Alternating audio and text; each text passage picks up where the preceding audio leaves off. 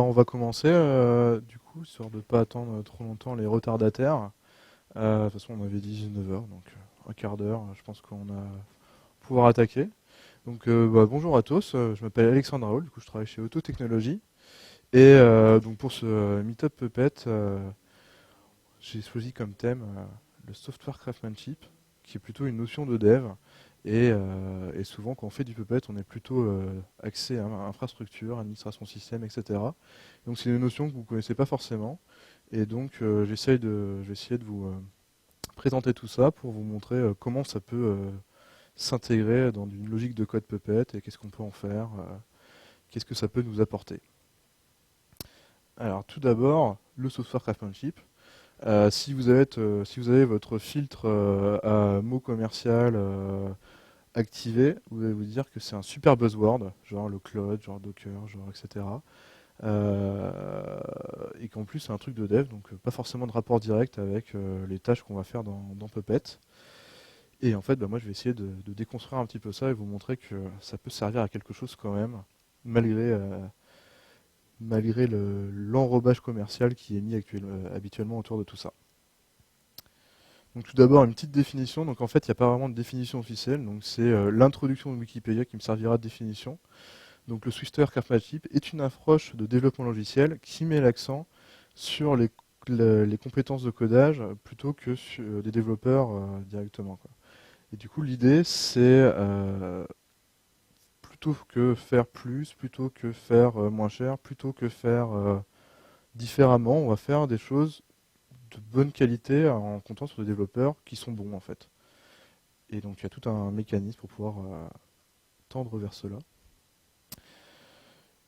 Du coup derrière c'est l'idée que la mauvaise qualité a un coût. Peut-être pas aujourd'hui, peut-être pas quand on débute, mais au bout d'un moment ça aura un coût parce que en fait on aura fait n'importe quoi, il va falloir qu'on recode. Ou ça va prendre beaucoup trop de temps et il va falloir qu'on recode.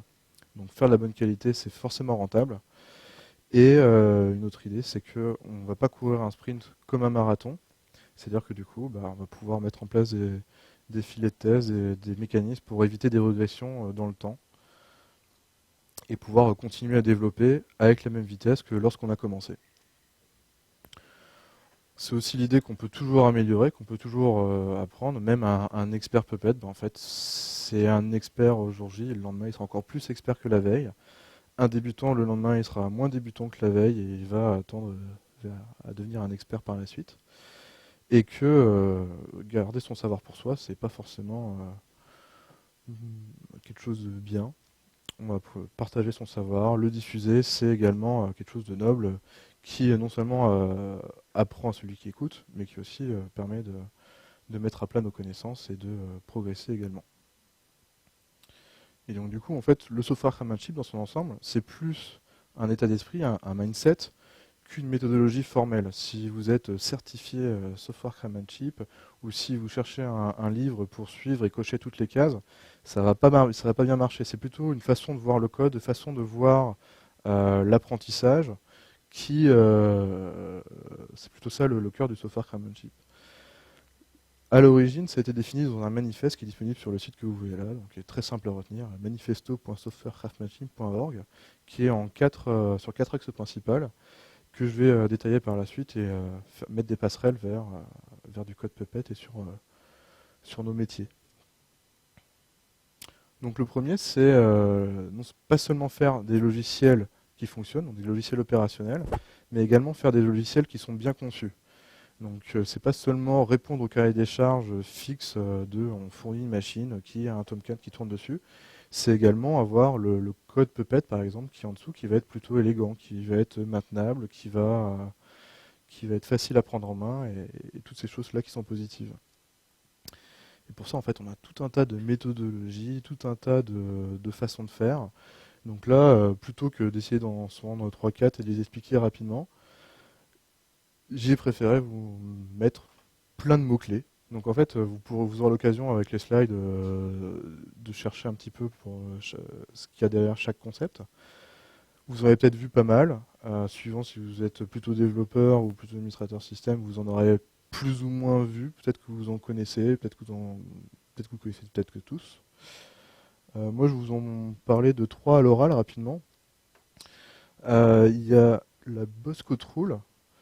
C'est l'idée que quand on passe sur le code, plutôt que de se dire je suis en train de faire la tâche X ou Y, il y a un tout petit truc à corriger, et ben en fait je vais le faire directement.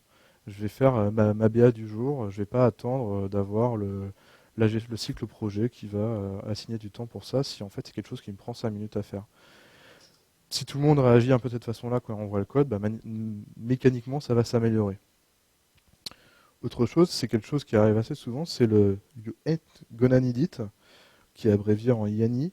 C'est en gros, plutôt que de coder un module le premier jour qui va tout faire, qui va être super polyvalent, c'est l'idée que bah, en fait, tant qu'il n'y a pas eu un besoin vraiment concret, et ben, en fait, on ne le code pas. Parce qu'il y a quand même de grandes chances que tout le code qu'on va imaginer, il soit en fait inutile, qu'il ne servira jamais, quoi. Et enfin, bah, ça c'est plutôt classique, en fait, ça peut même ressembler à du bon sens. C'est le don't repeat yourself, donc une rail, qui est assez classique en développement logiciel. C'est juste l'idée qu'on écrit un bout de code, par exemple le bout de code qui va installer le package Apache, par exemple. On va essayer de ne pas répéter le code 15 fois, mais en suivant le contexte. Voilà, on est en train de faire un Apache pour installer un WordPress, on est en train de faire un Apache pour installer tel ou tel techno. Bon, en fait, on va faire en sorte de ne pas réécrire le code 40 fois. On va essayer d'utiliser des abstractions, de factoriser le code, etc. Et donc, du coup, dès que vous avez deux fois la même ligne de code sans quasiment aucun changement, c'est un petit warning. Vous pouvez commencer à faire des choses, quoi. Une petite phrase là qui pourrait indiquer que du code est bien conçu, en fait, c'est ça fait ce que ça dit et ça fait ce que ça fait. Ça dit ce que ça fait. C'est l'idée que le nom du module sera clair, c'est-à-dire que, par exemple, un module à MySQL va installer que du MySQL et pas Emacs parce que le seul DBA de la boîte, en fait, il aime bien Emacs. Donc, c'est vraiment, on va limiter à ce qu'il y a besoin et on va du coup garder quelque chose de plutôt simple. Donc, keep it simple, simple stupid, qui était également dans mon super bingo juste avant. N'hésitez pas à m'interrompre s'il y avait des questions, ça évitera d'avoir tout un flow à la fin non interrompu. Une autre idée, c'est que quand on voit le code, on comprend comment ça marche assez rapidement, sans pour autant avoir besoin de googler 50 commandes ou d'essayer d'interpréter le code dans sa tête pour savoir le cheminement logique. C'est ce qu'on va appeler le clean code. Donc, par exemple, on va privilégier les directives natives de Puppet pour gérer les packages, pour gérer les fichiers, etc. Et pas mettre des Waylainer Shell qui vont tout faire, qu'on va rien comprendre à ce qui se passe. Si on fait du Puppet, on va essayer d'utiliser les mécanismes de Puppet du début à la fin, tout simplement. Et d'autre part, on va éviter d'abuser des mécanismes du code qui sont qu'il y a dans Puppet, par exemple. On va éviter d'abuser de l'héritage qui a un fonctionnement assez particulier, qui n'est pas forcément très intuitif dans Puppet, et qui est même déprécié si on lit la documentation. En fait, moi plutôt tendance à écrire des modules plus linéaires de ce point de vue-là, afin de mieux comprendre comment ça marche, de suivre plus facilement le cheminement logique autour de ça. Deuxième axe du manifeste, c'est pas seulement s'adapter au changement, mais aussi continuellement ajouter de la valeur. Alors ajouter de la valeur, c'est un petit peu flou comme terme. Mais l'idée en fait, c'est que quand on va décider tel ou tel, qu'est-ce qu'on va faire, c'est plutôt que de jouer sur les trois axes classiques, coût, délai, périmètre et en plus la qualité. Et certaines fois, on va faire des choses qui sont pas trop chères, pas trop longues et qui font pas mal de choses, mais on va sacrifier la qualité ou ce genre de choses. L'idée, c'est que la qualité, c'est plus un curseur comme un autre, ça se met au milieu du triangle, et du coup, suivant le contexte, eh ben, on va ajuster les trois seuls curseurs qui nous restent. Et si on voit son code comme étant quelque chose avec une qualité constante, un minimum indispensable, ben en fait, plus tard, on gagnera également du temps parce qu'on aura fait de la bonne qualité. Et là, on revient au principe que j'ai énoncé au début. Donc, par exemple, des axes de valeur, tout simplement pour un utilisateur, un module Java, il va gérer une nouvelle version de Java. Ça paraît assez évident, ça. Par contre, il y a des choses qui le sont un petit peu moins évidentes, qui sont plus être du non fonctionnel ou qui ne sont pas forcément pour l'utilisateur final. Donc, par exemple, quand on va signer le module Java sur une machine, on sait qu'il est bien codé et que du coup on va être plutôt serein sur le fait qu'il ne va pas polluer le reste de mon ES, qu'il ne va pas faire des bricolages sur des liens symboliques de trucs qui ne le concernent pas ou ce genre de choses. Et, euh, et s'assurer qu'on a un module isolé, de bonne qualité, c'est également aussi ajouter de la valeur quand on va s'en servir par la suite. Autre chose, par exemple, pour l'équipe sécurité, ça va être le fait de mettre par défaut dans nos modules des confs qui sont durcis ou qui sont peut-être tout simplement bien configurés. Ça leur évitera de venir après pour dire que tel package est pas à jour ou telle directive est pas bonne. Si on propose d'intégrer ça directement dans le code Puppet, bah c'est toujours ça de positif pour la sécurité, pour tout le monde dans son ensemble. Et puis enfin, le dernier axe, c'est concernant les astreintes. Si on se lève à 3 heures du matin, qu'on ne sait pas trop ce qui s'est passé sur la machine, en fait, on va regarder des référentiels qui ne sont pas à jour, des pages wiki qui ne vont pas forcément être complètes. Et ben, peut-être qu'une autre source de données, ça peut être tout simplement les rapports Puppet, qui vont avoir des noms de modules tellement clairs et des façons de configurer explicites, qui font qu'on va considérer ça comme étant la référence par la suite. Donc c'est également une plus-value pour l'entreprise.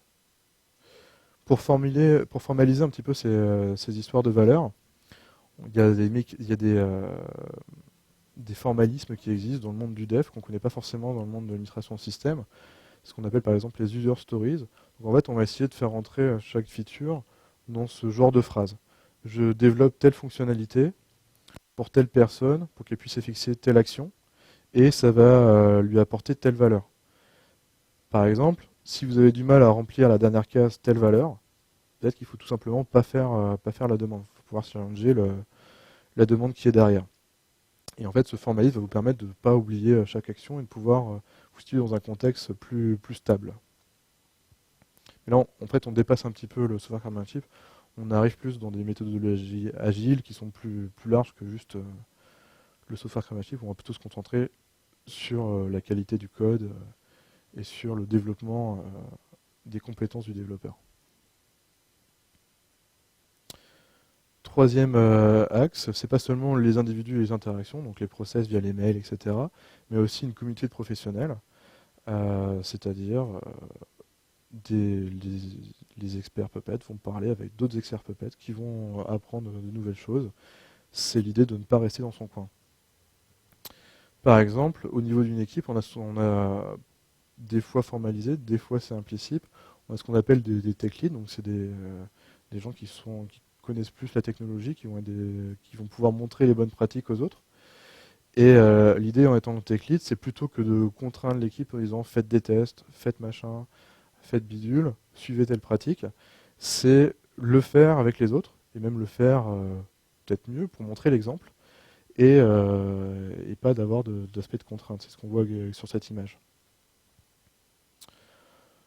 En tant que tech lead, vous pouvez aussi montrer que vous aussi, vous continuez d'apprendre tous les jours, qu'il y a des choses que vous avez appris la veille, etc. Ne pas cacher, pas vous faire croire que en fait, vous êtes l'expert, que c'est un petit peu magique, que vous avez cette information et que vous savez tout faire. Montrez aussi que vous apprenez et partagez votre connaissance aidera aussi les gens autour de vous à dédramatiser un petit peu le process et apprendre également. Au niveau de votre équipe, vous avez plusieurs process ou méthodologies ou choses que vous pouvez mettre en œuvre, non seulement pour améliorer la qualité du code, mais aussi pour transmettre les bonnes pratiques et développer les compétences de chacun. Donc il y a les revues de code qui paraissent, dont le titre est assez explicite. Donc l'idée c'est juste que régulièrement le code qui a été produit, quelqu'un d'autre l'analyse en tant que code et pas en tant que production de telle personne, afin de pointer tout ce qui aurait été mal fait, de challenger les solutions qui ont été apportées, etc. L'idée c'est pas de pointer du doigt le fait que telle ou telle personne a mal fait les choses, c'est vraiment de voir le code comme étant un artefact améliorable et de progresser là-dessus. Et du coup, indirectement, on améliore la qualité du code et on améliore les compétences de celui qui l'a produit. Le pair programming, qui consiste à développer en binôme derrière un PC. Donc l'idée c'est qu'il y a une personne qui va s'appeler le pilote, qui va écrire le code, qui va avoir une vision à quelques lignes avant, après par rapport à ce qu'il est en train de faire. Et à côté de lui, il va avoir son binôme qui va être le navigateur, qui va réfléchir un peu plus moyen terme, donc moyen terme à l'échelle de la session de code, donc qui va voir le test qu'il va falloir écrire pour correspondre à telle ligne de code, qui va penser au fait que le nom de variable il n'est pas explicite et qu'il faudrait peut-être le revoir plutôt que avant d'aller plus loin. En fait, il va lire en même temps le code qui est fait et régulièrement vous tournez, en général, peut-être tous les quarts d'heure, on échange les rôles. Et l'idée, c'est que du coup, le code qui est produit, c'est plus le code d'une personne dans son coin isolé, c'est aussi le code de deux personnes en même temps, ce qui va renforcer le sentiment de propriété du code. C'est pas le code Puppet qui va tourner dans votre équipe, par exemple, ça va pas être l'agrégation de le code de machin, le code de bidule, le code de l'autre personne, mais ça va être le code de tout le monde en fait. Ce qui permettra aussi à tout le monde de connaître à peu près tous les côtés et d'en améliorer la maintenance à moyen terme également. Et enfin, les coding dojo. Donc l'idée, c'est comme si je vous faisais une présentation là. En fait, je vais coder en direct devant vous. Je vais expliquer ce que je fais. Chacun va pouvoir challenger. On pourrait voir ça comme du pair programming à l'échelle d'une salle. Donc ça, c'est une façon de faire du coding dojo. L'autre façon, c'est d'avoir un pilote, le même principe que sur le pair programming, qui va avoir l'aide de la salle pour résoudre un problème. Et c'est très pratique pour soit montrer des nouvelles façons de faire. Donc par exemple, je sais pas, on commence à faire du test unitaire dans Puppet. Quelqu'un a déjà bricolé dans son coin, il a compris en vrai comment ça fonctionnait. L'idée c'est de faire comprendre au reste de l'équipe comment commencer là-dessus sans pour autant les envoyer sur un tuto à faire dans son coin, etc. L'idée c'est de faire une démonstration. Voilà, je prends tel code, je vais commencer à introduire les tests de telle façon, etc. Et puis chacun va pouvoir poser ses questions en live. Et l'idée c'est pas forcément, l'idée c'est pas de coder tout de cette façon-là, parce qu'on va avoir un problème de productivité aussi au bout d'un moment. Par contre, pour introduire des nouvelles façons de faire, des nouvelles pratiques, des nouvelles features, ça va être un très bon moyen de faire adhérer tout le monde. N'hésitez pas à m'interrompre si y a des choses qui ne sont pas claires. Et au niveau de votre entreprise, vous allez aussi pouvoir partager la veille avec vos collègues. Peut-être c'est pas forcément le truc le plus qui est en top hashtag tout le temps sur Twitter, etc. Vous n'allez pas forcément voir les nouveautés qui arrivent, les nouvelles façons de faire très facilement, contrairement, je sais pas, aux nouveautés du Red Hat 7 où en fait vous allez trouver sur 50 millions de sites des explications de tout ce qui va changer. Sur Puppet, en fait, faire la veille, ça demande un peu plus d'effort. Faire une veille efficace, ça demande encore plus d'effort. Et plutôt que chacun la faire dans son coin et espérer que les gens la font à peu près de la même façon, bah, vous allez pouvoir utiliser des outils pour partager vos découvertes, etc. Notamment chez Octo, on développe un outil qui s'appelle LCurator, qui est gratuit jusqu'à 20 personnes, qui peut vous permettre de partager ces marque-pages, etc. à l'échelle de votre équipe, de manière très simple, histoire d'avoir le même genre le même socle de discussion quand vous prenez un café ou ce genre de choses. Et enfin, vous pouvez faire des BBL, c'est ce qu'on appelle des Brown Bag Lunch. L'idée, c'est que vous prenez un sandwich, vous prenez une salle de réunion, et puis vous allez discuter de manière un peu plus formelle qu'autour d'un café, d'une nouvelle technologie, d'une nouvelle façon de faire, d'une pratique que vous avez entendue qui pourrait peut-être être bien à faire, sans pour autant avoir le formalisme d'une réunion de projet, etc.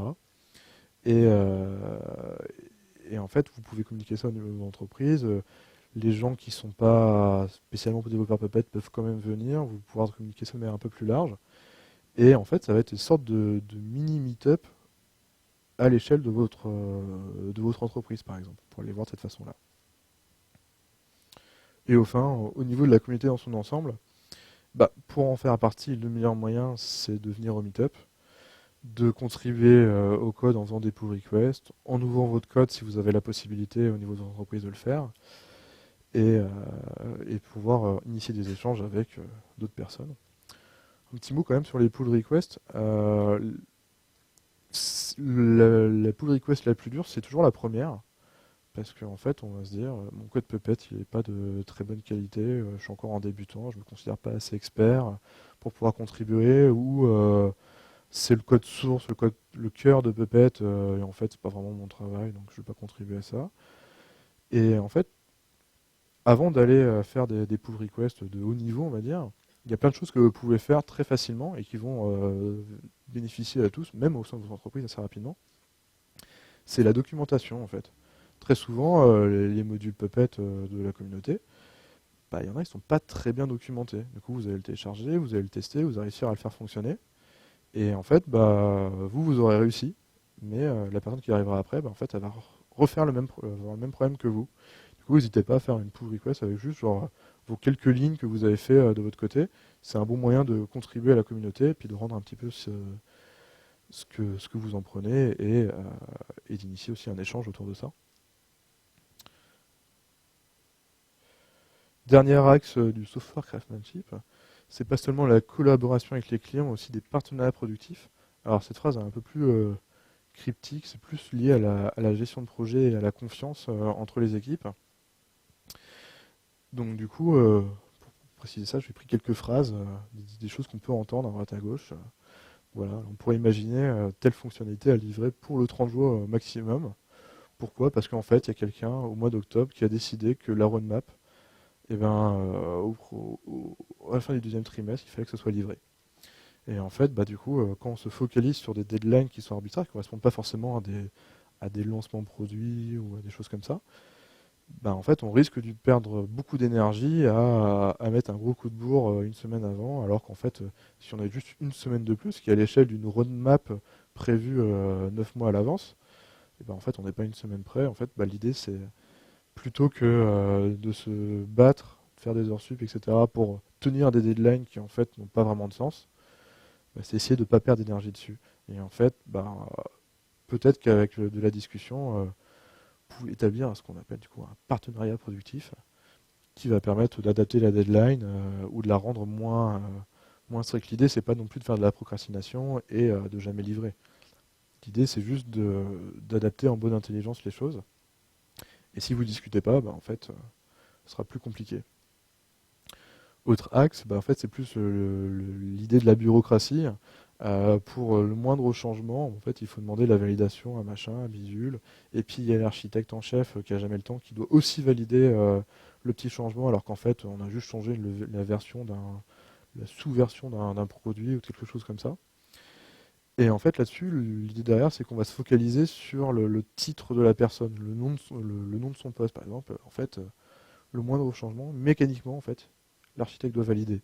L'architecte doit valider, et l'architecte, c'est machin. Et en fait, il n'a pas le temps, et puis il est en vacances, ou peu importe. Puis en fait, bah, du coup, on va perdre du temps, globalement. Et en fait, ça peut ressembler un petit peu à du bon sens, mais malheureusement, ça arrive assez souvent que ce soit pas si évident. Mais en général, pour améliorer l'efficience du projet, il suffit d'aller voir les bonnes personnes directement, et les choses vont mieux. L'autre idée, c'est en fait, avec les pratiques qu'on a parlé auparavant, là, si on fait du refactoring, qu'on fait du test-driven development qu'il y avait dans mon super bingo au début, si on doit revenir sur le code plus tard, si on doit rajouter des tests, etc., il y a certaines personnes qui n'ont pas forcément ce background-là, qui vont pas forcément comprendre pourquoi il y a besoin de revenir sur quelque chose qui était censé être livré tel jour et qui est censé fonctionner. C'est un peu la vision d'un produit qui est livré un jour J, et puis tant qu'il fonctionne, en fait, on n'y touche plus. Voilà, des tests, des phrases qui pourraient traduire ça, c'est faire des tests. En fait, c'est que vous êtes mauvais si vous faites des tests. Ou alors vous avez besoin de faire du refactoring, mais ça a été codé avec les pieds la première fois, ou ce genre de choses en fait. Et l'idée, en fait, il faut expliquer un petit peu votre démarche. Sinon, en fait, à chaque fois que vous allez dire, en fait, bah, là, j'ai eu des petits problèmes, j'ai cassé des tests, j'ai dû les corriger. Si vous dites cette phrase sans trop y réfléchir à une réunion de projet, si ça se trouve, bah, on va vous embêter, on va vous demander de justifier, etc. Donc, alors que si vous avez expliqué un petit peu en plus en amont la démarche générale, je ne vois pas quelle entreprise pourrait refuser de faire de la qualité ou ce genre de choses, ça risque de beaucoup mieux se passer. Oui.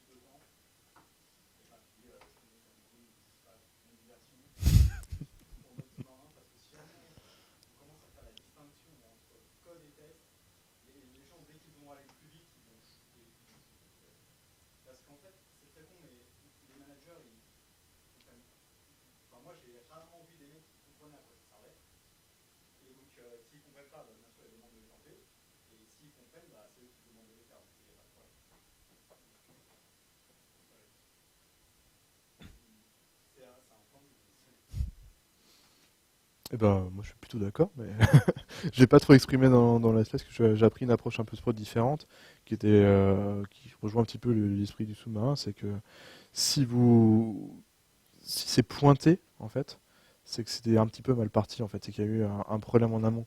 Soit ça n'a pas été fait accepter, soit peut-être qu'il faut peut-être pas en parler comme tu en parles là. Euh, voilà pour ça. Une autre approche autour de ça, c'est peut-être aussi pour justifier. Si vous avez arrivé à avoir un manager un petit peu hybride, qui comprend un petit peu la technique, mais qui n'a pas encore compris l'intérêt des tests, c'est de lui faire passer le message que le test est peut-être plus important que le code en lui-même, parce que la logique d'implémentation, en fait, elle va dépendre de votre manière d'abstraire le jour J, de vos connaissances le jour J, de votre état mental le jour J sur le niveau de qualité, et que par contre le test, c'est ce qui va garantir l'entrée-sortie, c'est ce qui va garantir que le contrat continue d'être respecté dans le temps. Et quand vous engagez un chantier de refonte, on va dire, pas forcément d'architecture, mais juste de refonte du code en lui-même, euh, les tests, vous n'allez pas vraiment y toucher finalement. C'est ce qui va même vous servir à faire cette refonte. Alors que vous aurez jeté les 90% limite du code originel. Oui.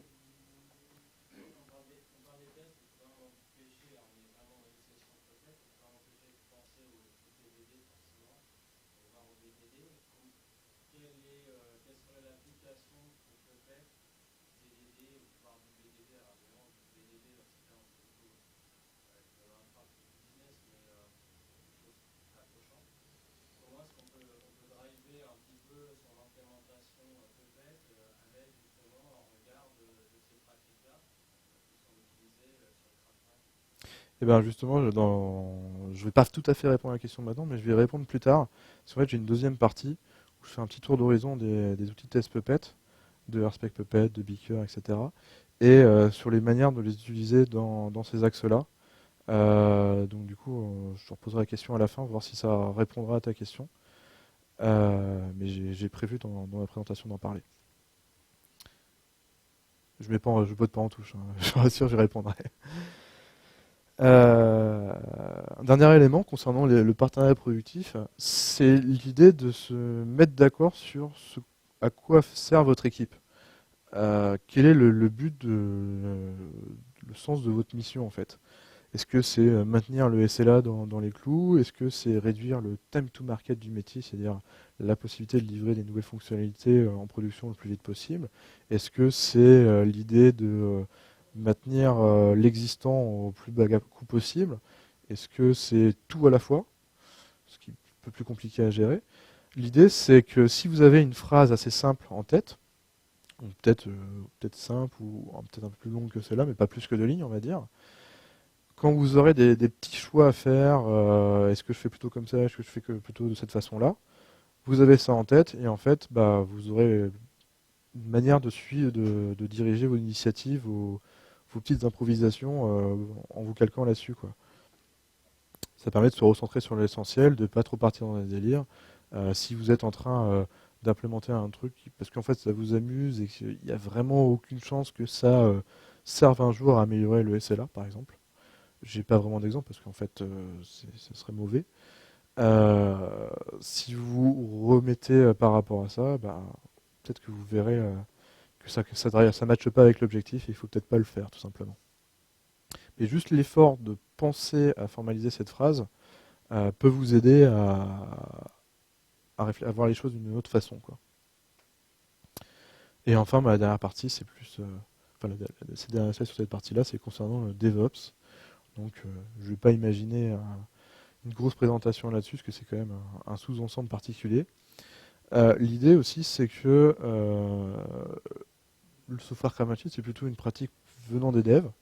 Donc, même pour votre code Puppet, vous pouvez aller discuter avec des devs pour échanger sur des façons de faire, etc., sur tout ce que vous avez entendu auparavant. Ça permet aussi de déminer en amont certaines choses, certaines évolutions qui vont arriver chez vous. Et puis même peut-être un jour, on pourra imaginer, plutôt que d'avoir un dev qui va vous demander un accès root sur la prod et que vous ne voulez pas lui donner parce que pour 50 millions de très bonnes raisons, bah, peut-être qu'il pourra vous faire un jour une belle pull request sur votre code Puppet pour corriger le tout petit truc dont ils ont besoin. C'est peut-être ça la vision ultime du, de l'échange entre les devs et les ops à ce niveau-là. Voilà. Et donc voilà, je vais commencer à répondre à ta question. Donc concrètement, qu'est-ce qu'on peut faire avec du code Puppet, donc en termes d'outillage et de façon et d'approche du système, parce que là j'étais beaucoup plus sur le mindset craftsmanship qui avec ses méthodologies, ses façons de faire, etc. Et là on va rentrer un peu plus dans le cœur du sujet, on va dire. La question qu'on peut se poser, c'est est-ce qu'on teste son code Puppet ou en fait est-ce qu'on teste son infrastructure? Parce qu'ils sont pas tout à fait pareils. En fait, si on se met dans un contexte où on fait du Python, par exemple, en fait, on va tester son code Python. On va pas forcément avoir des dépendances complexes avec des mécanismes extérieurs. On va pas forcément avoir un produit comme Apache avec 50 millions de directives possibles dans les fichiers de config, avec des versions pas forcément compatibles, des plugins qui s'injectent, qui ont de l'influence sur d'autres choses. Et du coup, quand on fait ça, bah, en fait, quand on s'intéresse à ces problèmes-là, on est plus sur du test d'infrastructure. Quand on va être sur du test de code Puppet pur, on va plus être dans la logique d'abstraction, etc. Et donc du coup, qu'est-ce qu'on fait comme test? Moi, ma réponse, c'est on fait les deux plutôt que de faire l'un ou l'autre. En fait, il y a certains outils qui vont plus être orientés vers l'un ou vers l'autre, mais imaginez que vous allez tester que le code Puppet ou que le code d'infrastructure. En fait, vous allez mettre une frontière sur quelque chose qui n'y en a pas forcément, en fait. Donc l'idée, c'est plutôt de faire un petit peu des deux. Et donc du coup, là, comme je disais, en fait, le code Puppet, il n'a pas tout à fait les mêmes propriétés qu'un autre langage, de par son côté déclaratif, mais aussi le fait qu'on dépend beaucoup de middleware, de configuration, d'installeurs de progiciels qui n'ont pas de mode silencieux, de mécanismes d'exploitation où en fait le script initd, en fait, il est foireux et puis il ne marche pas. En fait, on va avoir des dépendances qui vont dépasser le cadre pur de Puppet. Et même au-delà de ça, quand on va faire du refactoring de code Puppet, on va rarement pouvoir le faire sur 20 ou 30 ou 50 lignes, comme on pourrait l'imaginer sur le refactoring, je sais pas, d'un algorithme de tri en Python ou ce genre de choses. On va plutôt partir sur des refactoring de 200, 300 lignes qui vont correspondre à une classe, qu'on va découper en sous-parties, etc. Et en fait, ces propriétés-là font que les proportions qu'on pourrait imaginer en test unitaire, en test d'intégration, etc., sur du code classique, vont pas forcément être les mêmes sur du code Puppet. Et donc là-dessus, il y a plusieurs choses dans la boîte outils, plusieurs catégories. Donc on a les choses toutes simples, on va dire c'est l'analyse statique, il faut juste vérifier que la syntaxe elle n'est pas pétée et que le style correspond à peu près aux normes qu'on s'est obligé. L'idée c'est de ne pas committer du code qui ne marche pas du tout le vendredi soir ou de faire des choses qui vont contre le reste euh, à des moments un petit peu critiques avant une mise en prod, ce genre de choses, quoi. Donc pour ça, en fait, il n'y a pas directement d'outils. On va utiliser les parseurs des différents langages. Donc, par exemple, un module Puppet, il y a du .pp, donc du langage Puppet pur. On va avoir des templates Ruby, on va avoir potentiellement des fichiers YAML pour Yara, ou peut-être des fichiers JSON des fois. On va avoir des .rb si vous développez des extensions en Ruby. Et l'idée, c'est juste de s'assurer que le code qu'on a produit, la syntaxe est correcte, et dans les différents langages. L'idée, c'est qu'après ça, on va pouvoir l'exécuter avant de committer. Donc, par exemple, on pourra le mettre sur un hook sur son poste de travail avant même d'envoyer le code. Ou au niveau du serveur d'intégration continue. Donc, si vous avez un Jenkins qui va permettre de piloter les tests, ou tout autre produit. Sur le monde open source, sur les modules Puppet, on retrouve très souvent Travis là-dessus. On va exécuter également ce genre de test. Et en fait, pour s'exécuter, ça va prendre en général 0 à 3 secondes si vous avez éventuellement un partage NFS en dessous qui vous ralentit les accès, quoi. Et en fait, je reviens un petit peu après, c'est des choses que vous pouvez faire avec Puppet Parser Validate à la main, mais que vous pouvez également automatiser au niveau du module. Si vous utilisez les squelettes de base de la communauté, vous avez un petit rec file en fait, qui est un petit peu équivalent d'un makefile spécial Ruby, d'où son nom, où vous allez avoir une petite commande pour passer la validation de tous ces paramètres très rapidement, sans avoir à retenir, faire une petite boucle en bash qui va aller chercher les ERB, les YAML, etc. dans votre arborescence. Vous avez déjà le travail qui a déjà été fait par d'autres.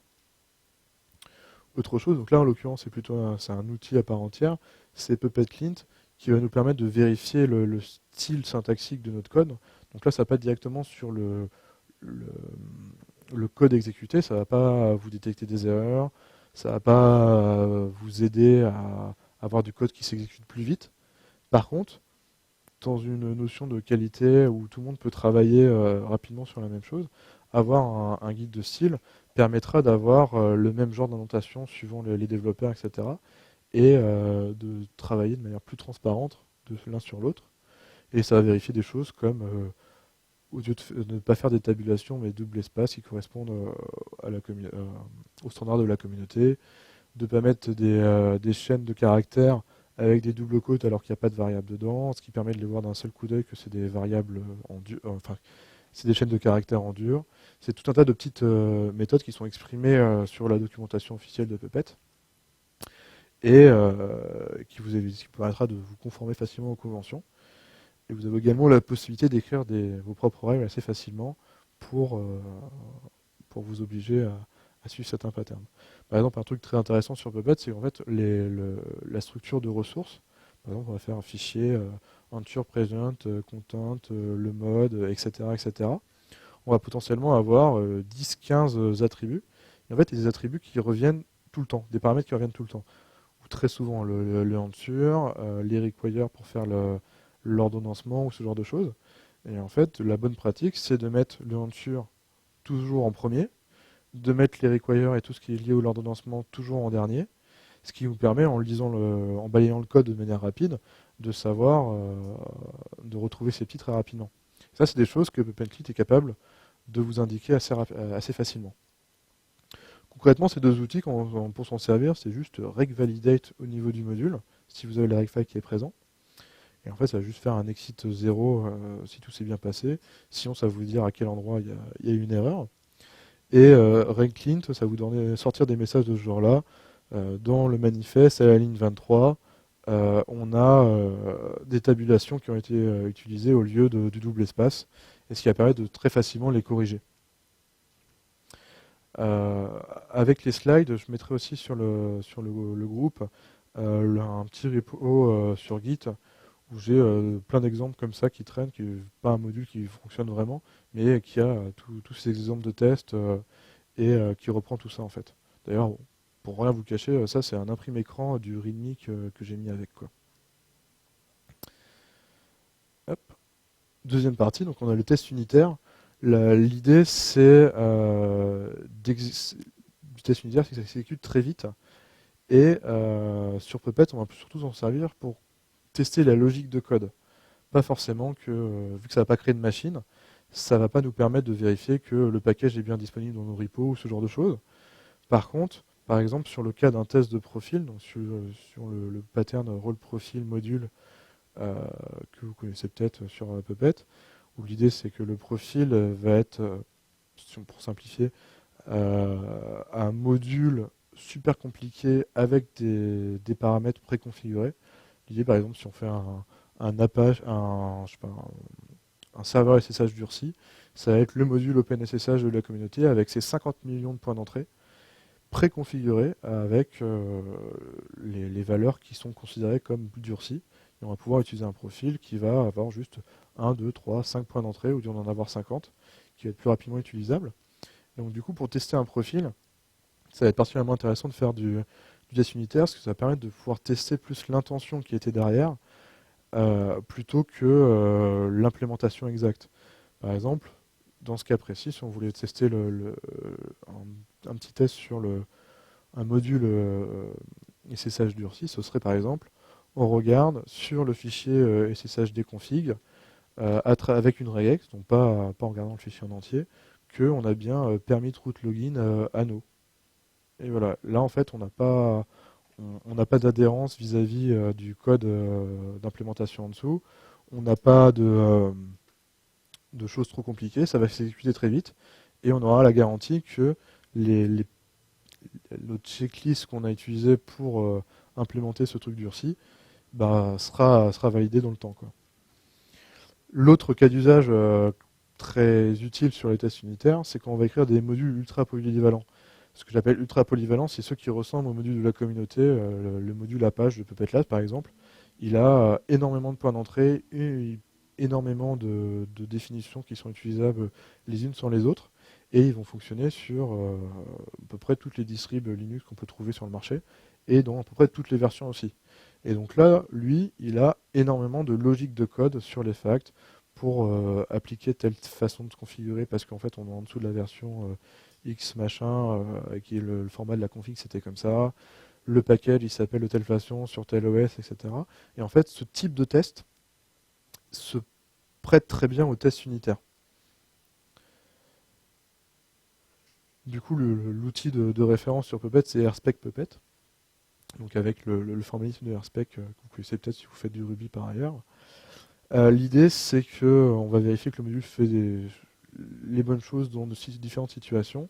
Et ça va surtout permettre de vérifier la logique algorithmique, la propagation des variables, ce genre de choses, des choses qui sont vraiment liées au code Puppet en lui-même aussi.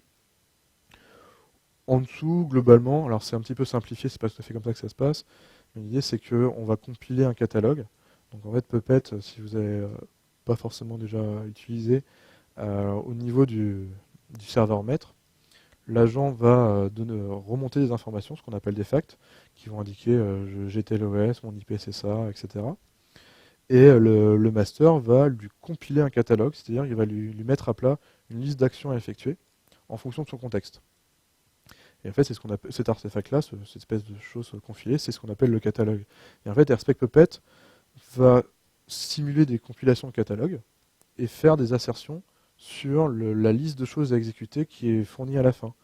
Du coup, quand on utilise le module Apache de la communauté, enfin de Puppet Labs qui fait 150 millions de choses, les modules compilés, en fait, on ne va pas retrouver le cas d'usage sur du Red Hat alors qu'on est sur du Debian. On ne va pas retrouver le fichier de config qui correspond à de la version en dessous de une version, enfin, je ne vais pas dire d'exemple, mais d'une vieille version alors qu'on est sur une nouvelle version, etc. Ça va entre guillemets filtrer tout ça. C'est un peu plus compliqué ce qui passe en dessous, mais l'idée c'est ça. Et l'idée c'est que du coup ça va éclater toute la logique algorithmique qu'on aurait derrière, et on va pouvoir tester ce qui se passe dessus. Globalement, pour s'exécuter, ça reste encore très rapide. Suivant la quantité, ça va mettre 1 ou 2 secondes à jusqu'à 2 minutes grand maximum si vous avez une machine qui ne va pas très vite et que vous n'avez pas de chance. Du coup, c'est quelque chose que vous pouvez aussi faire systématiquement avant de pusher du nouveau code. Le plus difficile quand on commence à faire du RSpec Puppet, c'est de ne pas traduire le code Puppet qu'on écrit à côté en test unitaire qui correspond exactement à la même chose, mais dans un autre langage. Il n'y a pas de méthode magique pour ne pas faire ça, mais ça viendra avec la pratique. Et là-dessus, l'idéal pour commencer, c'est de faire un coding de Dojo. Il y en a un qui essaie de bricoler, qui se met en place un environnement qui fonctionne. Et à partir de là, vous essayez à plusieurs de trouver des façons de faire un peu plus pertinentes avant de commencer à en produire énormément et éventuellement partir dans une mauvaise direction. Il ne faut pas obliger quand on fait ça que ça ne tourne pas sur une vraie machine et que du coup si le package vous demandez le package LBC et qu'il n'est pas dans vos repos, ça a aucune chance que ça marche.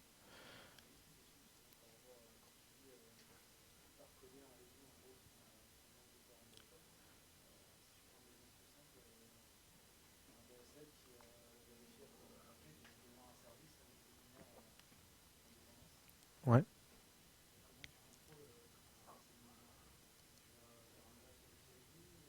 Alors justement, c'est pas avec RSpec Puppet que tu vas faire ça parce que tu vas pas avoir une vraie machine qui va tourner derrière. Dans ton cas précis où en fait tu fais un cheminement simple, en fait tu n'as pas vraiment de cas d'embranchement différents, tu vas avoir du mal à faire un test unitaire qui est vraiment de la plus-value quand tu vas l'écrire. Il va avoir peut-être de la plus-value plus tard quand tu vas faire plein de trucs autour et vérifier que tu vas pas tout casser. Mais sur ce cas précis, je ne vais pas avoir forcément de plus-value. Là, je vais en parler juste après. Tu vas faire plutôt des tests d'intégration qui vont créer des machines et lancer des assertions sur la machine. Il y a des choses là-dessus. On va en parler juste après. Espérons que ça réponde aussi à ta question. Pas de côté. Voilà, ça c'est un exemple de code RSpec Puppet. Donc le formalisme, describe, context, it, etc. C'est le formalisme de RSpec qui n'est pas du tout du coup spécifique à Puppet. Ce qui est spécifique à Puppet, ça va être ce qu'on appelle les matchers ou les façons d'appliquer qui vont permettre de simuler certains facts, d'injecter certains paramètres sur la recette et de vérifier certaines choses dans le catalogue compilé. Mais du coup, sur cette logique de contexte, etc., vous allez trouver énormément de ressources sur Internet pour comprendre l'intention derrière ce DSL. Donc par exemple, l'idée là, on applique la classe sans aucun paramètre particulier et on va juste vérifier qu'elle fait appel à une autre classe.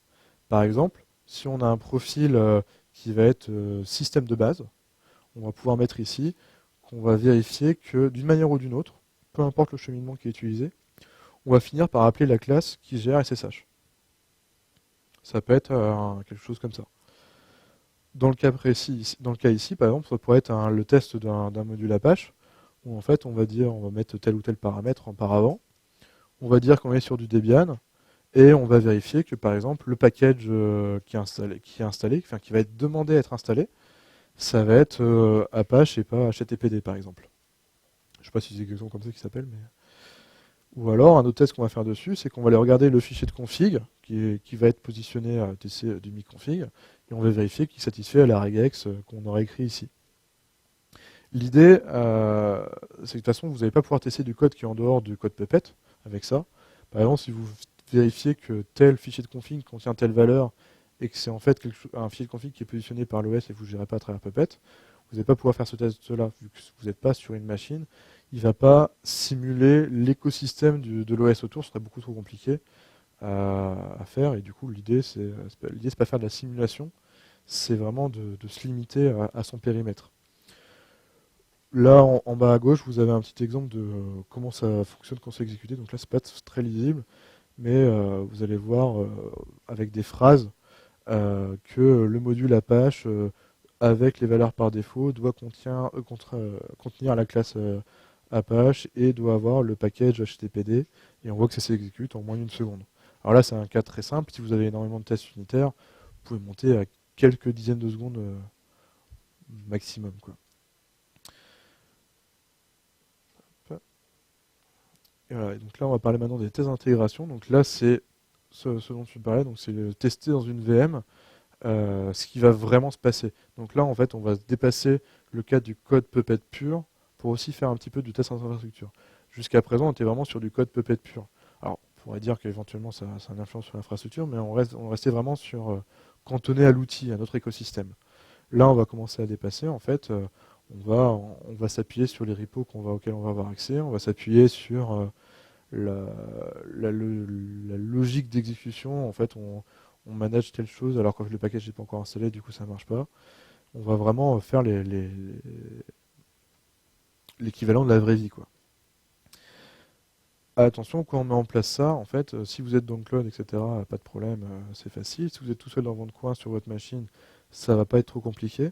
Par contre, si votre SI n'est pas prêt à vous fournir une VM à la volée sans passer par un process avec 12 tickets et des configurations réseau ou des environnements qui ne sont pas isolés ou ce genre de choses, vous allez avoir du mal à mettre ce genre de test en place de manière automatisée.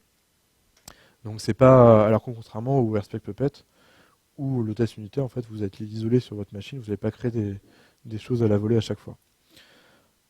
Après, si vous avez besoin de faire évoluer votre SI, si vous avez les leviers pour le faire, pour pouvoir créer des VM à la volée ou ce genre de choses, ça ne bénéficiera pas seulement au test Puppet, mais à votre entreprise dans l'ensemble. Mais ça, je pense que je prêche les convaincus là-dessus.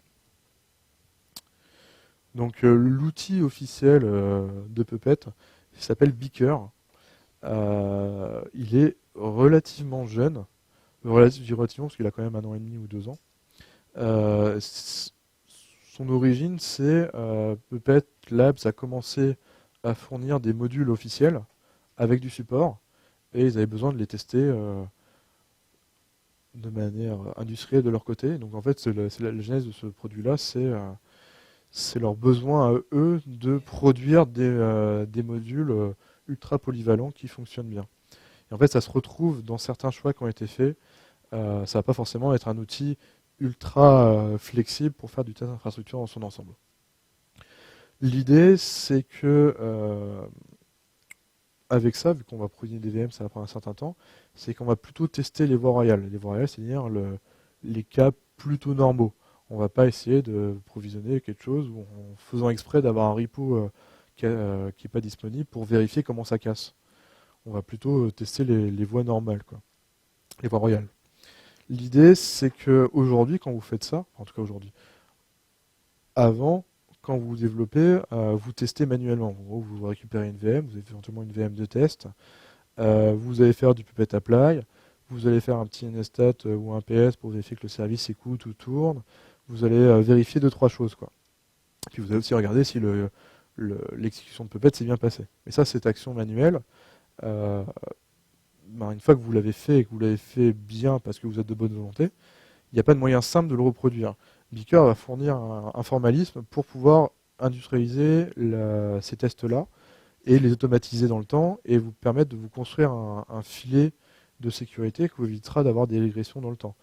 En gros, vous gérez une nouvelle version de tel ou tel système qui change complètement la façon de gérer ces fichiers, ou ces fichiers de config, ou la manière de fonctionner. Du coup, vous implémentez ça en Puppet, et en fait, vous n'avez pas envie de casser ce que vous avez développé auparavant, la fonctionnalité sur la version d'avant. Et Beaker vous aidera dans cette construction de filets de sécurité. L'idée générale, c'est en gros, ça récupère une VM, donc ça peut être du Vagrant, ça peut être du cloud public, ça peut être du cloud privé si vous développez le connecteur, qui est pas très compliqué à faire, voire même du Docker, ce qui aura d'autres inconvénients si en fait vous utilisez du Docker comme des machines virtuelles, ce qui n'est pas tout à fait son cas d'usage. Où ça va appliquer le module Puppet avec les paramètres que vous aurez définis, et ça va vérifier à l'aide du framework Server Spec que tout est OK. Server Spec, en gros, c'est un DSL qui va vous éviter d'écrire des one-liners avec netstat pour savoir que tel port il écoute, ou d'interpréter la sortie de PS de manière industrielle. Il fournit des choses qui vont permettre de faire il doit avoir un process qui s'appelle ABC qui tourne sur cette machine en tant qu'utilisateur DEF. On va pouvoir faire en sorte que vérifier que tel port sur la machine écoute. Pouvoir faire des regex sur le contenu d'un fichier de config ou ce genre de choses, quoi. La différence avec Beaker et d'autres outils qui peuvent ressembler à ça, par exemple, on a Test Kitchen dans l'écosystème Chef qui peut faire, qui a un peu la même promesse. En fait, Test Kitchen dans l'écosystème Chef, sa manière de coder, en fait, il y a des plugins, ce qui permet d'avoir un plugin au lieu de provisionner à travers du Chef ou d'autres façons, de faire du Puppet Apply. Donc en fait, on va retomber un peu sur ce principe-là. La différence, c'est que Test Kitchen, il va avoir plus une notion, je fais un test, je fais le résultat, je détruis la VM. Là, avec Beaker, vous allez pouvoir cycler en fait entre le 2 et 3. Vous allez pouvoir appliquer le module avec les valeurs par défaut et après l'appliquer avec des nouveaux paramètres et voir comment il va évoluer. Par exemple, si vous voulez changer le paramètre sur une machine, vous allez pouvoir tester en avance de phase là-dessus que l'upgrade, la migration, ou comment on pourrait imaginer ça, fonctionnera. On va pouvoir aussi exécuter plusieurs fois Puppet pour vérifier que l'idempotence est assurée. On va pouvoir exploser un truc, par exemple supprimer le package à la main avec un yum remove, avec une commande qu'on va écrire dans le code directement, et vérifier que quand on repasse Puppet, ça remet d'équerre et le système continue de fonctionner. On va pouvoir imaginer des cas un petit peu malicieux de cette façon-là. Chose qu'on va pas pouvoir faire dans Test Kitchen. Mais du coup, ça a un coût, c'est que du coup, le DSL, donc la façon de décrire les tests est un petit peu plus complète. Un autre gros inconvénient de Beaker, c'est que la documentation, elle est très basique, en étant gentil, et que du coup, ça a un coût de mise en place juste pour comprendre comment installer et faire fonctionner et le faire communiquer avec les éléments à droite à gauche. Le repo que je vais vous fournir à la fin, là, les fichiers qui sont dedans fonctionnent. Et j'ai expliqué un petit peu comment l'installer sur. Je crois que j'ai fait mes tests sur une Debian.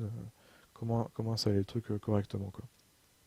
Mais c'est pas un système qui va s'installer en 2 secondes assez facilement, quoi. Donc voilà à quoi ça ressemble. En fait, on reconnaît un petit peu le formalisme qu'on avait dans Respect Object parce qu'en fait, c'est également du RSpec. Donc en fait, quand vous apprenez le formalisme d'un côté, ben, vous avez le même de l'autre côté. Et l'idée, c'est qu'en fait, on va préciser ce qu'on va appliquer en Puppet. Donc là, c'est le manifeste. Donc on va juste utiliser la classe machin. On va pouvoir lui passer des paramètres. On va pouvoir passer plusieurs modules éventuellement. On va pouvoir indiquer ici un profil ou un rôle plutôt qu'un module d'implémentation directement. Et après, on va lui dire d'appliquer le manifeste et de s'arrêter s'il y a des erreurs, donc des erreurs au sens Puppet, et de mettre une erreur dans le cycle. On va pouvoir l'appliquer une deuxième fois. Donc en fait, ça va vraiment avoir une exécution linéaire, pas comme du code Puppet où on va falloir gérer l'ordonnancement. Là, la ligne 11, elle est bien exécutée avant la ligne 12, quoi. Donc du coup, quand on exécute la deuxième fois, on est censé ne rien avoir parce qu'on va s'assurer de l'idempotence du système. Et donc là, on va s'arrêter si on voit des changements, des actions qui ont été faites par Puppet la deuxième fois. Là, on pourrait injecter des commandes arbitraires, retire-moi, fais un yum remove, et réapplique-moi le manifeste, et on va pouvoir passer nos tests derrière. En fait, cette logique-là va s'exécuter sur la même machine. Ça va juste recréer une machine à chaque test suivant la configuration que vous faites, mais ça ne va pas créer une machine entre là et puis le deuxième, ça va en créer une autre, etc. Si vous vous permet de faire ce que je vous expliquais tout à l'heure, de faire des cas un petit peu tordus, où vous faites des sortes d'upgrades ou ce genre de choses, quoi. Euh,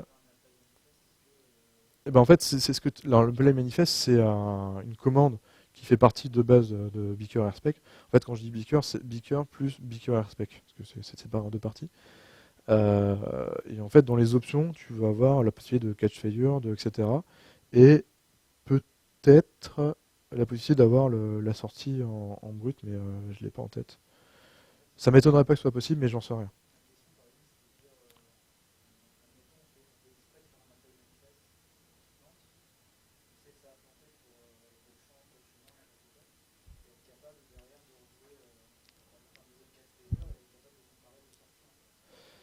Et ben, je sais pas. Ça m'étonnerait pas que ce soit possible. Je sais que tu peux écrire tes propres matchers, enfin pardon, tes propres fonctions de ce type-là. Et je pense qu'en récupérant celles de base et en l'étendant, tu dois pouvoir faire ça. Mais je l'ai jamais fait et je me suis pas posé la question, donc j'ai pas de réponse magique à t'apporter.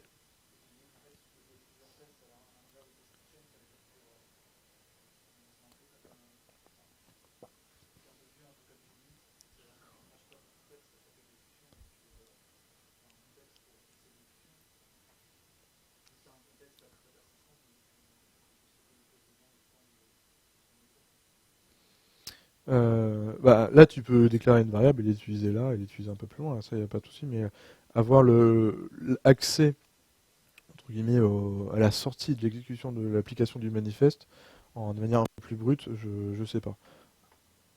Ça, je sais pas te répondre. Sur la deuxième partie de l'écran, en fait, on va avoir plus le formalisme de server spec. En fait, on va dire, on va regarder si le service HTTPD il fonctionne. Par exemple, on va dire is expected to be running ou to be activé, to be enabled. Ce formalisme-là, il n'est pas lié à Puppet. C'est un projet qui est à côté, qui est utilisé notamment dans Test Kitchen aussi, qui fonctionne également sur Windows à travers du WinRM et qui va vous permettre de vous abstraire de tous les one-liners que vous utilisez pour savoir si tel port il écoute, si tel process tourne, etc. Et qui va rendre aussi la chose plus lisible dans un langage presque naturel. On va voir que là, en fait, on décrit ça, etc. Et en fait, quand il fait ça, et to be running, je pense qu'il fait un beau one-liner avec PS, ou alors qu'il interroge, il fait un service, le nom du status. Enfin, je sais pas comment il s'implémenter, mais en fait, c'est après cette partie-là, quoi.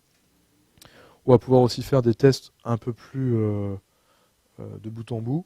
On va en faire un curl sur le Hello World d'un Apache une fois qu'il est installé. Et on va vérifier que dans la page qui revient, enfin dans le contenu de la page, on a bien Hello World qui apparaît dedans.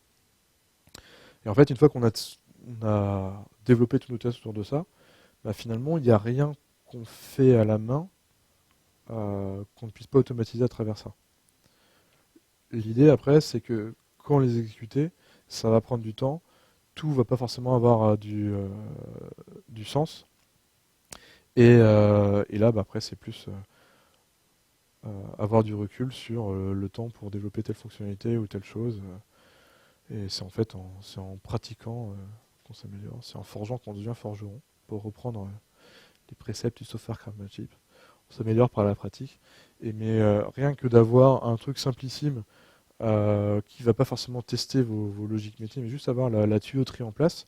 Si vous faites en sorte que vous avez votre Apache préconfiguré pour telle application qui est déployée, que vous appliquez la classe et que vous regardez juste que il écoute sur le port 80, bah, en fait vous avez déjà un début qui va vous servir, qui va potentiellement être configurable toutes les nuits pour lancer des tests dessus, ou plus souvent si vous avez les ressources et le besoin, et sans pour autant avoir à tester ce code sur votre production, à promouvoir le code jusqu'à l'environnement de production, où bah, en fait vous allez vous rendre compte que le rapport Puppet il va pleurer, que tout est explosé, ou que le serveur ne répond plus parce que la supervision pleure. En fait, vous allez pouvoir tester ça en avance de phase, hein, de manière un peu isolée. L'idée, si c'est isolé, il faut pouvoir avoir aussi un SI qui s'y prête. Je vous parlais des prérequis tout à l'heure, non seulement sur les créations de VM, mais aussi sur l'isolation. Euh, si le même niveau de supervision est appliqué sur vos machines de test, si vous n'avez pas moyen de le découpler, vous allez avoir des gens qui vont vous taper sur les doigts le matin quand vous allez faire les tests toutes les nuits avec des alertes rouges sur la supervision. Donc il faut être capable d'isoler ça, ou alors de taper sur une infra de supervision de développement, ou alors tout simplement le couper. Mais il y a des choses autour à faire. On va pas pouvoir simplement faire des tests directement. Et enfin, bah, la dernière partie, c'est tous les tests qui ne sont pas directement des tests liés à l'écosystème Puppet. L'idée, c'est en gros, on se crée un environnement à la volée. Donc il ne va pas forcément survivre tous les soirs. On va le créer à la volée la nuit, on va dire. de notre application X, en fait, elle a un serveur web, un serveur de base de données, un load balancer, on va mettre le minimum, on va faire une petite topologie, quoi. On va automiser le déploiement et on va faire tout un tas de tests dessus, avec des outils qui ne sont pas forcément liés à Puppet. Et on va vérifier le comportement général. Et là, en fait, on va plus être sur du test d'infrastructure pure, qui va être supporté par Puppet dans le provisioning, par sa capacité à produire des environnements à partir de rien. Mais on n'est plus vraiment sur du test Puppet, on est vraiment sur du test d'infrastructure, sur les interactions entre les composants et leur bon fonctionnement.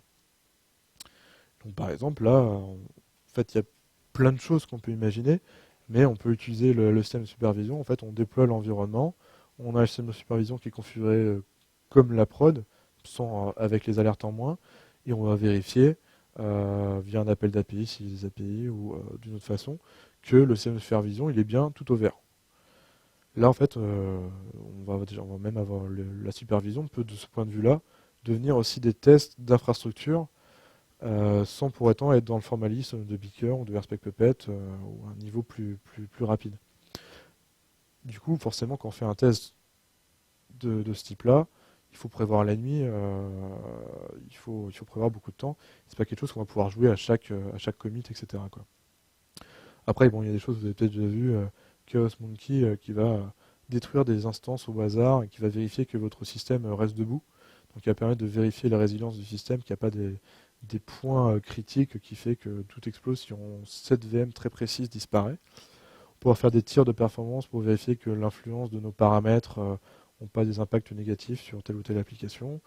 On va pouvoir, si on a eu des attaques récemment, reproduire des scénarios d'attaque où on sait qu'on n'était pas bon et vérifier qu'aujourd'hui avec nos configurations, c'est bien limité. On peut éventuellement configurer un Nexus ou ce genre de choses. On peut faire ça en continu. On peut faire des tests de conformité avec SCAP, OpenSCAP, qui est un langage très verbeux en XML qui permet de tester une infrastructure avec l'angle de vision des CVE, donc des failles publiques. En gros, pour s'assurer que la CVE X92 elle n'est pas présente sur notre système, en fait, ça va se connecter sur la machine et ça va regarder que la config d'Apache, elle a bien tel paramètre et que le package, il est au minimum à cette version-là parce que c'est patché. En fait, ça va avoir une vision beaucoup plus, un angle d'attaque beaucoup plus vulnérabilité plutôt que test fonctionnel. Et puis la dernière partie, ça va être les tests de bout en bout des applications que vous déployez. Ça paraît par exemple si vous avez des développeurs qui ont des tests Selenium qui vont simuler des clics sur l'interface du site web que vous servez, vous allez peut-être pouvoir les lancer automatiquement toutes les nuits pour garantir ça. Et au pire, si vous n'avez pas ce genre de code à disposition, il y a assez souvent, ou alors c'est assez peu coûteux de me demander à mettre en place une petite page d'autotest sur une application. En gros, vous mettez genre un slash status qui, si l'application elle a besoin de se connecter à LDAP, de se connecter à une base de données, de se connecter à telle ou telle dépendance, bah, en fait, cette page-là va juste vérifier toutes ces dépendances et va dire OK. Et du coup, ce que vous faites dans le contenu de l'application, elle sera beaucoup mieux que vous si elle retrouve ces petits. Et le test, ça peut être on met en place le lab et on vérifie que la page de statut répond bien oui. Et ça, c'est pas quelque chose de très coûteux pour les développeurs, mais ça peut être quelque chose qui peut vous aider beaucoup à faire évoluer l'infrastructure et à vérifier que vous n'avez pas tout cassé de leur côté. Et du coup, avec tous ces outils, en fait, on commence à avoir une petite boîte à outils qu'il faut voir comme une boîte à outils. C'est pas, il faut faire absolument tout et tester tous les cas sur la slide d'avant, tester la supervision, les performances, etc., etc. Peut-être que ça a du sens. Hein. Si vous appelez Netflix, vous êtes certain que tout ça c'est fait tout le temps. Mais il faut savoir faire des choix et c'est une boîte à outils comme une autre. Et avec cette boîte à outils, on peut commencer à faire du test driven development. Donc c'est l'idée que on va écrire un test, on va vérifier qu'il ne marche pas, qu'il est bien rouge. On va écrire le code qui le fait fonctionner. Donc juste le minimum. Donc, par exemple, si nos tests, ça consiste à écouter sur le port 80, vérifier que le port 80 écoute et que il y a le package Apache qui est installé, bah le code minimum, ça va être package HTTPD ensure present dans Puppet. On va vérifier que ça fonctionne. Et puis dans une deuxième partie, on va pouvoir refactorer ce code-là et ajouter toutes nos petites fonctionnalités. Et on aura le fil de test qui va bien. L'idée, c'est que derrière ça, c'est que le test est au moins aussi, voire plus important que votre code d'implémentation derrière. Parce que finalement, là, quand vous installez le paquet HTTPD tout simplement sur une machine, souvent vous vous limitez pas du tout à ça. Vous faites bien plus de choses autour. Mais le juge de paix, en fait, finalement, ça va être que le service écoute bien sur le port 80 et que la page qui met service, c'est bien la page de l'application qui est déployée dessus. Et il y avait cette méthodologie-là, on peut tendre vers un concept qui dépasse du coup le TDD, qui est vraiment centré sur les pratiques de dev classique, on peut faire du test-driven infrastructure. Et du coup, sur ce, je viens de terminer ma présentation. Et donc ça peut être le truc ultime. Et donc du coup, hop, petite pub, on recrute, on fait aussi des formations. N'hésitez pas à venir me voir pour ça. Et puis, bah, si vous avez des questions, n'hésitez pas. C'est le moment. Sinon, eh ben.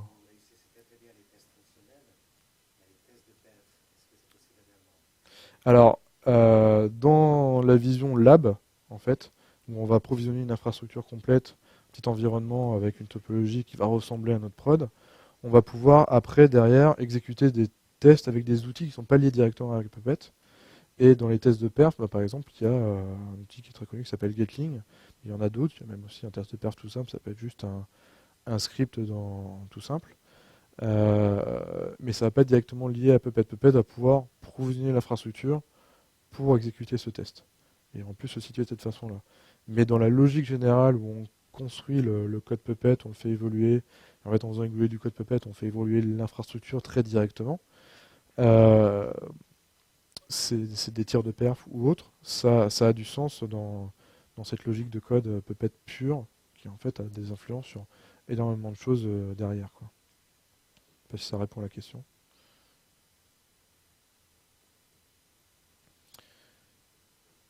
Oui.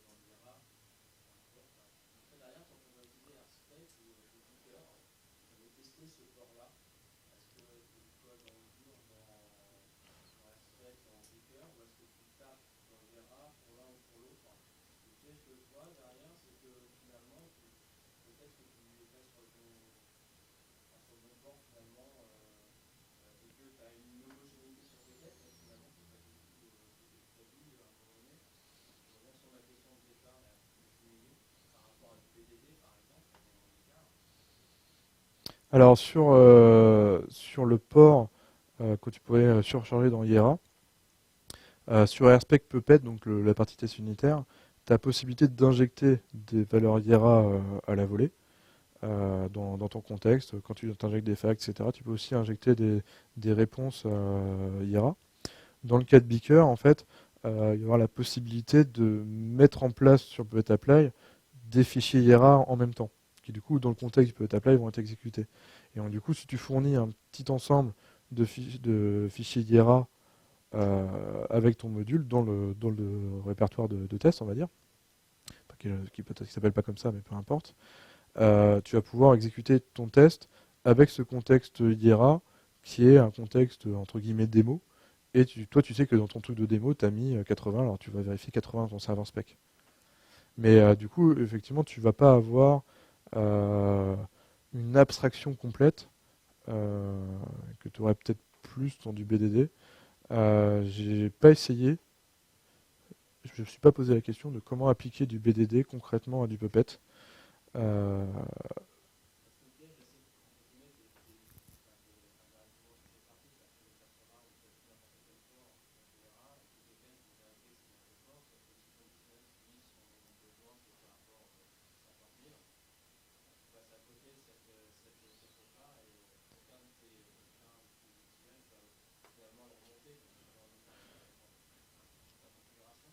Alors du coup,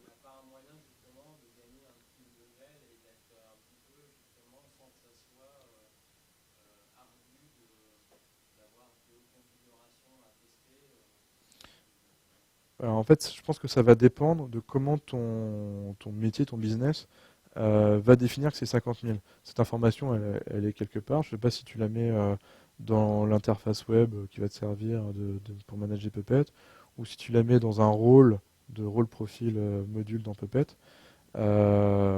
Suivant où tu le mets, en fait, la façon de répondre à la question va différer. Si tu le fais, enfin, c'est un avis, hein, je ne me suis pas posé la question auparavant, donc je réfléchis en répondant. Si tu gères ça dans une interface web à la volée, l'idée c'est juste que dans tes paramètres d'entrée que tu vas mettre dans ton code Beaker, Puppet, RSP Puppet, etc., c'est que tu vas mettre une valeur qui n'est pas la valeur par défaut, et tu vas vérifier que la valeur par défaut, la valeur différente est bien prise dans ton test. Donc tu vas juste vérifier que ton paramètre prend bien un paramètre et qu'il le respecte. Si tu veux, si c'est lié dans ton rôle, dans un module qui agrégerait ça et que le métier assigne juste le rôle frontal web de l'application machin, sans savoir qu'en fait c'est 50 000 derrière, en fait ce module-là va contenir 50 000, et là via un test unitaire de ce rôle-là, on va pouvoir vérifier que, alors on va pas aller jusqu'au niveau de l'écoute du port, mais on va pouvoir vérifier que la recette, enfin le module Apache en dessous, il se retrouve par être appelé avec le port 50 000. Euh, je ne sais pas si ça répond à la question.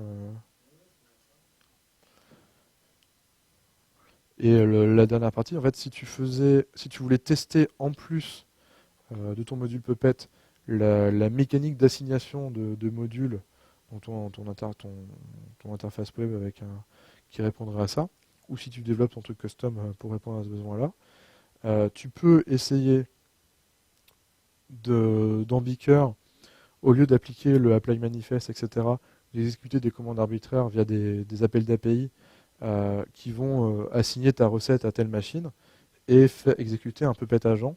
Donc il va dire bonjour en master, etc.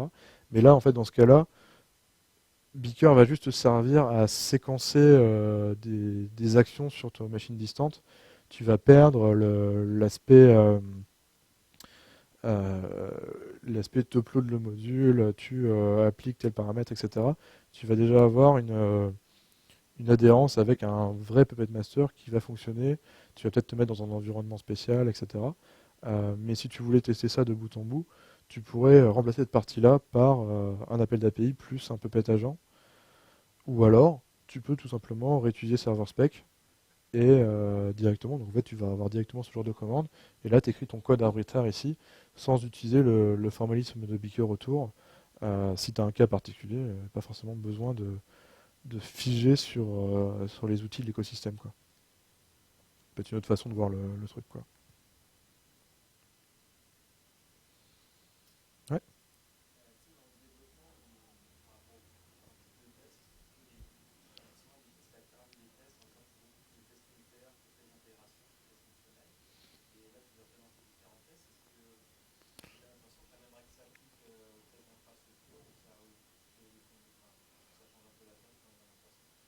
Bah, en fait, ça dépend, au-delà du test d'infrastructure, ça va dépendre du métier qui est fait dans l'entreprise. En fait, si on va être sur une position, par exemple Puppet Labs, quand ils font des tests d'infrastructure, ils ont énormément de tests unitaires parce qu'en fait, eux, leur métier, c'est de fournir des modules ultra polyvalents qui vont gérer tous les OS, qui vont gérer des cas d'embranchement très compliqués. Donc, ils ont énormément de tests unitaires et pas mal de tests d'intégration. Et globalement, ils ont énormément de tests. Si on est sur une petite infrastructure, on va principalement réutiliser les modules de la communauté. Et en fait, on va finalement implémenter que des rôles et des profils qui vont être des sortes de choses qui vont réutiliser directement des modules préfabriqués. Pardon. On va pouvoir faire pas mal de tests unitaires parce que on va pouvoir vérifier que l'intention, c'est ce que j'expliquais, pas sur cette slide-là, là, on va pouvoir vérifier que l'intention a bien été respectée. Au fur et à mesure des upgrades des modules de dépendance, on va pouvoir vérifier facilement à travers les tests unitaires que Puppet est toujours capable de comprendre tel paramètre d'entrée, parce qu'ils peuvent évoluer, hein, que le catalogue va compiler, de compiler, etc. Et on va faire du test Beaker, non pas en testant avec des cas un petit peu tordus, mais on va surtout tester, j'applique ce rôle-là, et je veux vérifier que au final j'ai mon serveur web qui écoute sur le port machin, et je vais pas aller forcément plus loin dans mon test parce que je vais faire confiance au but d'implémentation développé dans d'autres personnes.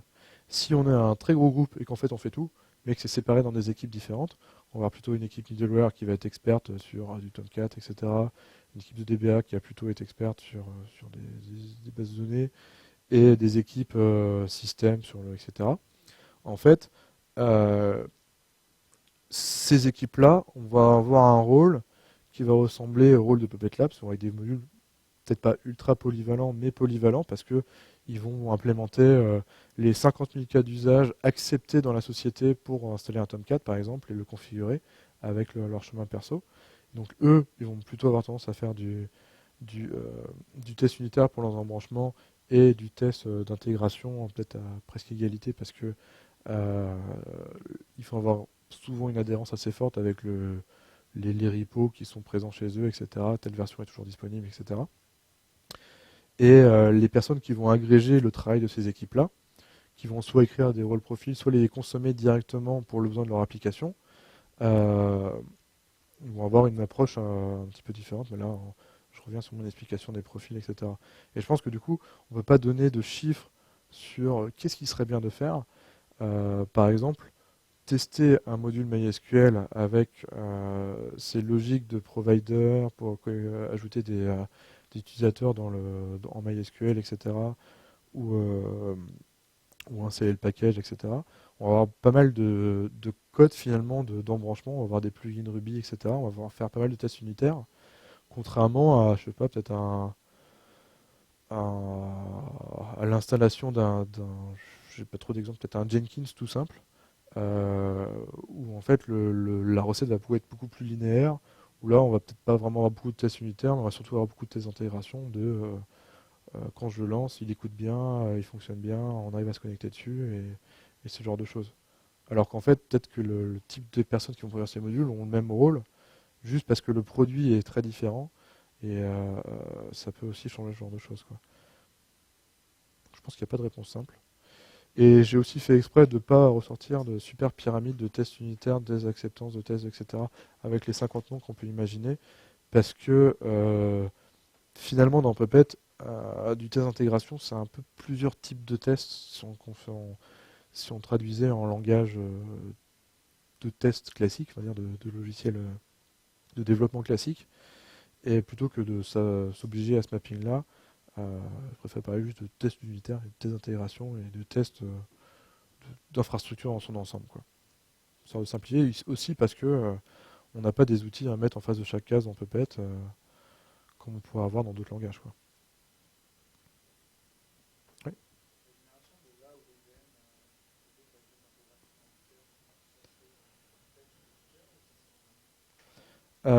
Ça se fait dans le contexte de Beaker, en fait, pour écrire son propre provider. Alors, eux, ils appellent ça un hyperviseur dans un truc, mais c'est pas vraiment des hyperviseurs.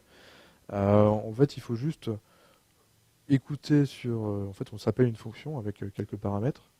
Donc, genre, crée-moi une VM, il faut juste lui retourner en sortie l'URL, avoir mis en place la clé SSH que Beaker va utiliser, ce genre de choses. Et après, il se débrouille, il fait son travail, puis après, il rappelle le module sur la ligne, sur la fonction destroy. Et en fait, si tu veux extraire ces appels-là vers autre chose, tu peux très bien passer par un script externe ou un truc que tu avais provisionné à l'avance, que du coup le provider va lire, va s'attendre à ce que l'information soit dans le fichier à cet endroit-là, et va le retourner à Beaker. Beaker va croire qu'il vient de créer une VM, alors qu'en fait il vient juste de lire l'information qui est à côté. Et sur la phase de destruction, bah, peut-être idem, on pourrait faire un truc qui ne fasse juste rien, on lui transmet les paramètres, et, et on ressort derrière sans rien avoir fait, quoi.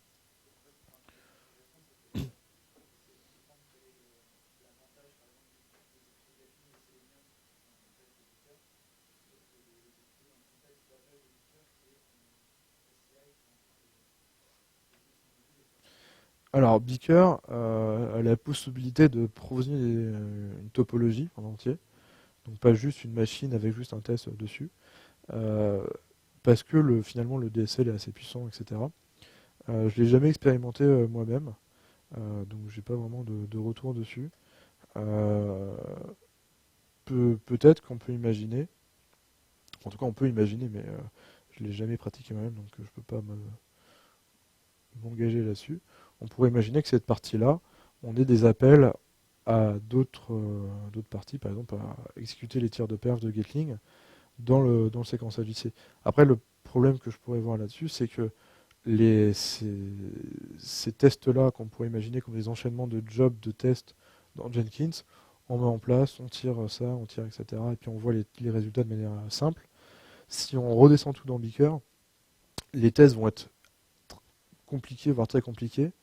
Les personnes qui vont modifier le module Puppet, ils vont exécuter les tests. En tout cas, ils vont essayer d'en attendre le résultat. Et si en fait il faut avoir la compétence pour manager Gatling, etc., ça peut tirer d'autres domaines de responsabilité, on va dire, quoi. Donc du coup, moi j'aurais tendance à plutôt provisionner une machine euh, simplement, d'exécuter ces tests de ce genre-là. Donc c'est pas exhaustif, hein, on peut imaginer tout un tas d'autres choses. Et avoir un job à la fin qui détruit ce truc-là, quoi. Euh, que ce soit plus visuel plutôt que de faire tout ça. C'est aussi l'autre partie, c'est que si on fait des tirs de perf dans Beaker et que derrière on fait les tirs de machin, etc., etc., ça peut être intéressant d'avoir tous les résultats euh, et pas s'arrêter s'il y a un truc qui a raté au milieu, quoi. Si par exemple les tests de perf en fait, sont pas satisfaisants, peut-être que quand même exécuter les scénarios de sécurité ont de la valeur, parce que quand on va corriger, en fait, si on corrige ça et qu'après on attend une nuit pour relancer tous les tests, et qu'en fait on se rend compte qu'on a aussi cassé ça, ça met d'autant plus de temps à reconverger vers quelque chose qui fonctionne, quoi. Ouais, moi j'aurais tendance à plutôt conseiller ça. Surtout qu'en fait on sort de l'écosystème Puppet. Peut-être que pour telle ou telle chose, on va devoir mettre en place une version de Ruby différente ou passer sur un autre langage, etc. Des choses qui vont pas forcément être faciles à faire dans le contexte isolé de Beaker qui fait tourne dans du Ruby avec une certaine version, dans un certain contexte, etc., quoi. Voilà. Et bah du coup on va pouvoir aller sur la terrasse, comme il fait beau, pour discuter et puis manger un petit peu, etc. Bah, je vous remercie de votre attention.